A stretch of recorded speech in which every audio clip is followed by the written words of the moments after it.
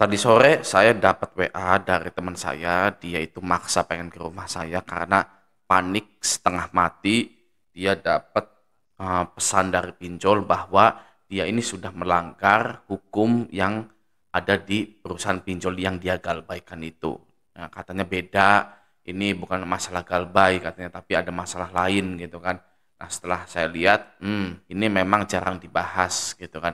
Nah, akan saya bahas di sini agar yang lainnya semua itu tenang gitu ya. Jangan lagi ada panik-panik lagi gitu ya. Tadi teman saya juga udah ke rumah saya jelasin begini gitu kan. Dan tolong tonton video saya yang baru ini malam-malam akan saya upload. Nah, ini dia ya. Jadi DC ini ya hari ini nagih. Di sini dia bilang kepada penunggak yang ingin selalu dihormati, segera bayarkan hutang Anda di kami. Apakah Anda ingat waktu Anda butuh uang, kami dengan senang hati membantu Anda meminjamkannya. Tapi apa sekarang balasannya? Apakah Anda dididik oleh orang tua Anda menjadi orang yang tidak tahu diri? Nah, kenapa akhir tahun banyak DC yang bawa-bawa orang tua pada saat menagih? Heran ya. Perasaan dulu sebelum akhir tahun itu nggak ada yang bawa orang tua itu ya. Tapi sekarang di akhir tahun ini banyak sekali DC yang bawa-bawa orang tua. DC ini harus dibina sebenarnya, binasakan gitu kan, oke? Nah lanjut, dan di sini pihak IT kami sudah tidak bisa mengakses informasi HP Anda. Apakah Anda sudah mereset HP Anda?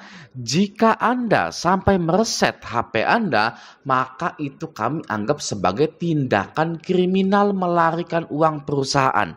Dana ada di mana sekarang? Kami dan tim ingin menyelesaikan ini dengan hukum yang sudah berlaku.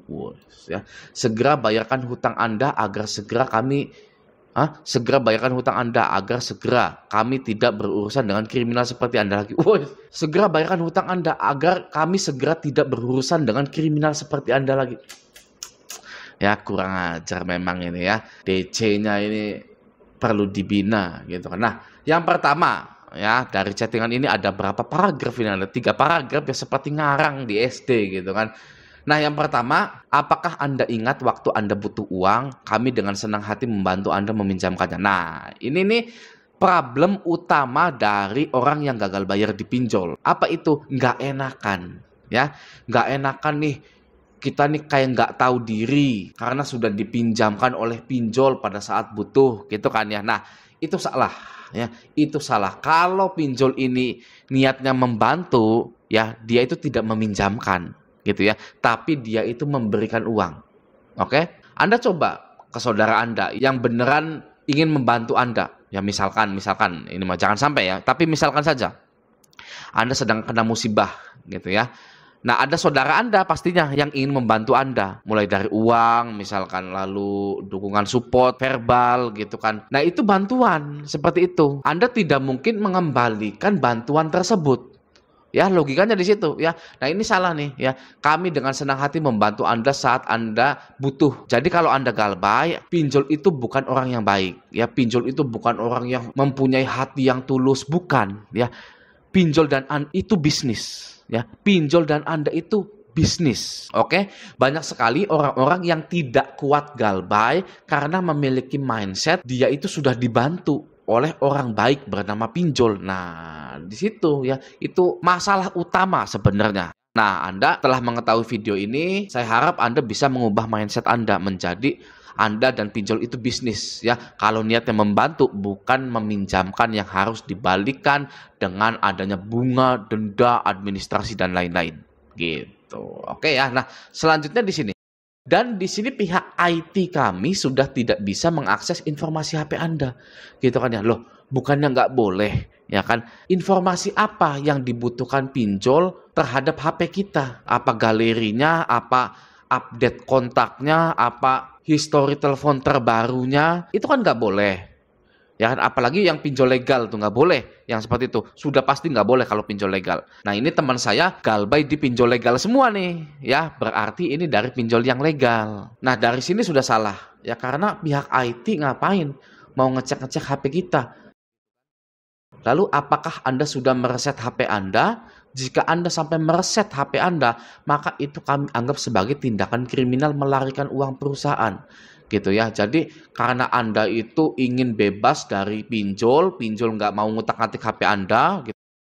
Lalu Anda mereset HP ke pengaturan pabrik. Nah, dianggap pinjol sebagai tindakan melarikan uang perusahaan karena Anda sudah kabur gitu ya, nggak mau diganggu-ganggu oleh pinjol ya. Dana ada di mana sekarang? Nah, ini salah sebenarnya ya. Karena yang pertama, handphone itu hak Anda. Nah, ini juga main problem lagi nih, problem utama lagi ya. HP itu adalah hak Anda. Anda mau respon, Anda mau tidak angkat telepon, itu boleh ya, karena tidak ada undang-undangnya. Anda sudah membeli HP itu adalah harta Anda, aset Anda. Anda boleh melakukan apapun dengan aset Anda itu. Ya, itu yang pertama. Yang kedua, mereset HP itu bukan melarikan uang perusahaan. Ya, ini sangat lucu sekali. Ya, tidak ada hubungannya mereset HP dengan melarikan uang. Nah, saya kasih contoh ya. Contoh melarikan uang gitu ya misalkan. Nah, pengertian penggelapan dana, hukum dan contoh. Nah, di sini pengertian penggelapan dana. Pengertian penggelapan dana adalah suatu tindakan yang tidak jujur dengan cara menyembunyikan dana atau harta orang lain oleh satu orang atau lebih tanpa sepengetahuan pemilik barang dengan tujuan untuk mengalih kepemilikan atau pencurian, menguasai atau digunakan untuk tujuan lain. Tindakan yang tidak jujur. Galbay itu jujur atau tidak menurut Anda? Jujur galbay itu karena itu adalah kondisi ekonomi. Ya, bagaimana bisa gagal bayar karena ekonomi itu adalah tindakan yang tidak jujur. Oke, selanjutnya tindakan yang tidak jujur dengan cara menyembunyikan dana. Anda menyembunyikan dana atau tidak? Tidak pastinya, karena dana Anda pakai buat makan, misalkan buat bayaran sekolah, ya.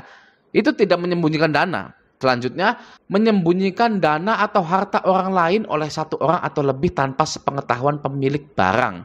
Pinjol itu mengetahui bahwa Anda itu pinjam dana untuk keperluan renovasi rumah, untuk kebutuhan konsumsi sehari-hari. Kan ada pada saat di aplikasi kita itu mengajukan pinjaman untuk kebutuhan ya, lalu pilih konsumsi sehari-hari, kebutuhan pokok, renovasi rumah, kredit motor, dan lain-lain.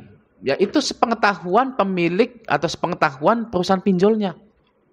Jadi, ini itu sangat tidak masuk akal gitu ya. Jika Anda sampai mereset HP Anda, maka itu kami anggap sebagai tindakan kriminal. Itu tipikal penagihan akhir tahun seperti ini ya. Dan wajib kita tertawakan pinjol-pinjol ini ya. Kita tertawakan. Oke? Selanjutnya, dana ada di mana sekarang? Ya sudah habis. Ya, kok dana ada di mana sekarang? Emang saya penadah uang Anda apa? Ya sudah habis. Kan pinjol tahu saya butuh dana itu untuk renovasi rumah atau untuk kebutuhan lainnya. Kalau penagihan gokil gila seperti ini, kita juga harus gila lagi ya. Dana ada di mana sekarang? Habis Pak dananya. Gitu. Ya, nggak usah panjang lebar. Oke. Selanjutnya, kami dan tim ingin menyelesaikan ini dengan hukum yang sudah berlaku. Silakan, ya, hukumnya hukum perdata. Di pinjol itu tidak ada hukum pidana, ya. Hukumnya hukum perdata dan dari dulu sampai sekarang tidak ada yang diseret ke persidangan perdata. Oke, karena apa? Karena hasil dari sidang perdata tersebut tidak menguntungkan pinjolnya, ya. Kata hakim, kamu mampunya berapa sebulan? Saya mampunya 10.000 Pak sebulan. Tok sah. Anda wajib membayar ke pinjol itu 10.000 per bulan, gitu ya. Pinjol mana mau seperti itu, masih mending ditagih, ya kan? Nah, seperti itu, ya. Jadi jika ada pinjol yang mengancam Anda ingin menyelesaikan hutang ini dengan hukum yang sudah berlaku, ya silakan saja, karena hukumnya adalah perdata. Oke, segera bayarkan hutang Anda agar kami segera tidak berurusan dengan kriminal seperti Anda lagi. Yang kriminal siapa? Ya, Anda atau saya yang kriminal. Di sini jelas-jelas Anda mau mengakses informasi HP saya yang mana itu nggak boleh. Ya, sudah tertuang dalam Undang-Undang ITE. Ya, pinjol itu tidak boleh mengambil dan menyebarluaskan data-data pribadi konsumen tersebut karena konsumen ini dirugikan, dan itu jika dilakukan oleh pinjol maka itu sudah tindakan kriminal seperti itu gitu ya. Jadi ini adalah tagihan akhir tahun ya, Anda wajib mengabaikannya. Jangan pernah peduli dengan tagihan-tagihan pinjol apalagi di akhir tahun ini gitu. Oke ya, semoga dengan video ini Anda tercerahkan. Oke. Nah, sampai jumpa di video selanjutnya.